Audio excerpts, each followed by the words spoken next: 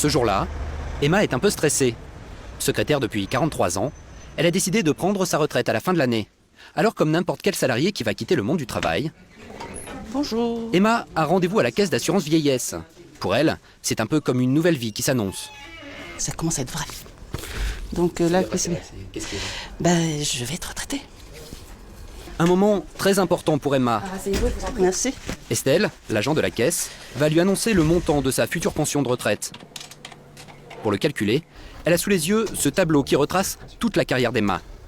On voit qu'elle a commencé son activité en 63. Je fais défiler, donc on voit toutes les années, avec les salaires à côté, les salaires annuels. Comme secrétaire, Emma a gagné jusqu'à 2 000 € par mois.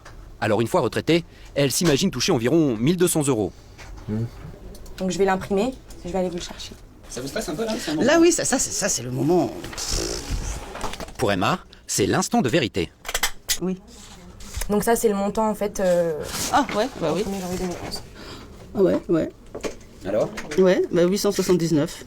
Bah j'aurais aimé avoir plus, tout simplement. Mais on s'y fera, hein. On fera avec.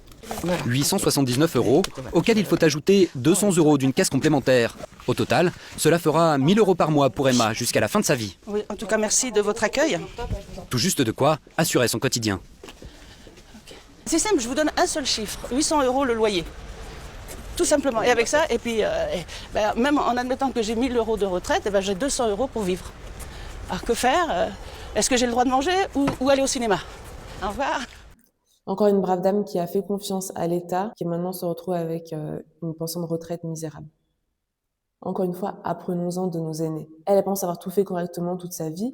Elle a travaillé à temps plein toute sa vie. Bon, on voit qu'il y avait quelques périodes de chômage dans son parcours professionnel, mais quand même, elle a travaillé, elle a cotisé pendant 43 ans et elle pensait qu'elle allait avoir au moins une retraite suffisante pour bien vivre. Malheureusement, c'est pas du tout le cas. La première chose qu'il faut savoir, c'est que cotiser pour la retraite, ça ouvre juste les droits à la retraite. C'est tout. Mais ça ne vous garantit pas un montant, ça ne vous garantit pas de toucher une retraite digne de ce nom. Techniquement, ça vous garantit pas un nombre d'années puisqu'ils parlent de décaler l'âge de départ à la retraite. Pour l'instant, ils veulent faire ça, mais dans quelques années, on n'est pas à l'abri qu'ils disent « bon, maintenant, les points et les trimestres valent moins, donc vous allez toucher encore moins ». Le système de retraite, c'est un peu comme les miles.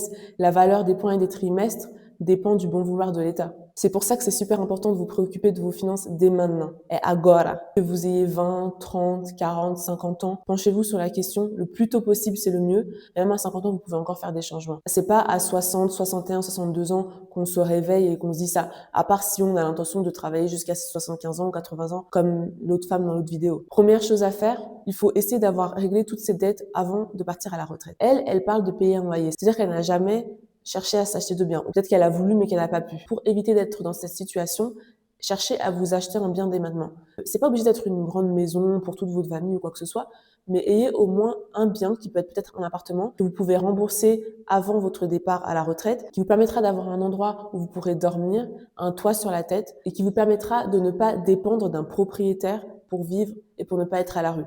Ça, c'est super important. Deuxième chose, si vous avez une voiture ou si vous faites un leasing, faites en sorte que tout soit payé et que la voiture soit la vôtre avant votre départ à la retraite. Pour ne pas avoir à payer 400 €, 500 € tous les mois quand vous savez que votre pension de retraite n'est que de 1 000 €. Ces deux choses-là font une grosse différence. Ils ont fait des études dans plusieurs pays. Celle que je connais, c'était en Australie et aux États-Unis. Et il y a une très grosse différence entre les retraités qui ont un bien et les retraités qui n'en ont pas. Et enfin, la dernière chose, mettez de l'argent de côté et investissez-le à tout prix. Une des bonnes choses quand même, c'est que le gouvernement a mis en place quelques comptes qui nous permettent d'épargner et d'investir et de se créer un beau complément de revenus. Parce que malheureusement, ce n'est pas en seulement mettant de côté que vous allez pouvoir vous enrichir et vous créer une belle retraite, c'est en investissant. Les comptes les plus recommandés sont le PEA, l'assurance vie, le CTO et le PER. Ce que je vous conseille, c'est de commencer par ouvrir un PEA et une assurance vie à gestion libre. Ces comptes ont des avantages fiscaux après une certaine durée d'ouverture. Donc le PEA, au bout de 5 ans, il a des avantages fiscaux. L'assurance vie a des avantages fiscaux au bout de 8 ans. Vous n'êtes pas obligé d'investir tout de suite, même si vous ne savez pas exactement ce dans quoi vous allez investir, les actions que vous allez acheter, les ETF que vous allez acheter. Ouvrez ces comptes. Pour ouvrir ces comptes, vous pouvez soit vous diriger vers les banques en ligne si vous êtes à l'aise, ou dans les banques traditionnelles si vous n'êtes pas à l'aise avec les banques en ligne. Les banques en ligne les plus connues et les plus populaires en France sont Fortunéo et Boursorama. Et sur ces banques-là, vous avez accès à tous les comptes français réglementés. Donc c'est le PEA dont je viens de parler, l'assurance vie, etc. Mais même le livret A et vous pouvez aussi avoir votre compte courant dessus si vous voulez. D'ailleurs, j'ai des codes parrainage que je vais mettre dans la description qui vous permettent à vous comme à moi de gagner de l'argent si vous ouvrez un compte et que vous suivez les instructions. Donc, je vous conseille vraiment d'en profiter. C'est ce que j'ai fait avec mon conjoint, c'est ce que j'ai déjà fait avec des amis. Et en fait, une fois que vous avez ouvert votre compte, vous pouvez aussi partager votre code parrainage avec vos amis et gagner de l'argent et aussi gagneront de l'argent. Donc, c'est vraiment tout bénef. Une fois que vous avez créé un compte dans une de ces banques ou dans chacune de ces banques, allez sur le forum Vos Finances de Reddit.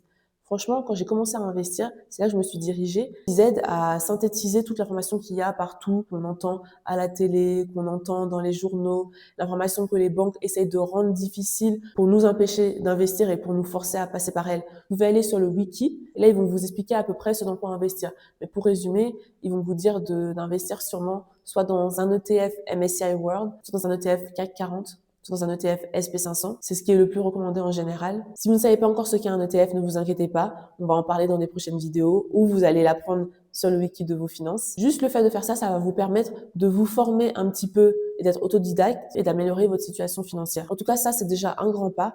Et une fois que vous avez ouvert votre PEA et votre assurance vie et que vous avez choisi les ETF dans lesquels vous voulez investir, vous pouvez y mettre un peu d'argent tous les mois. Plus d'argent vous mettez, mieux c'est, surtout au début. Mais ce qui compte, c'est vraiment la durée.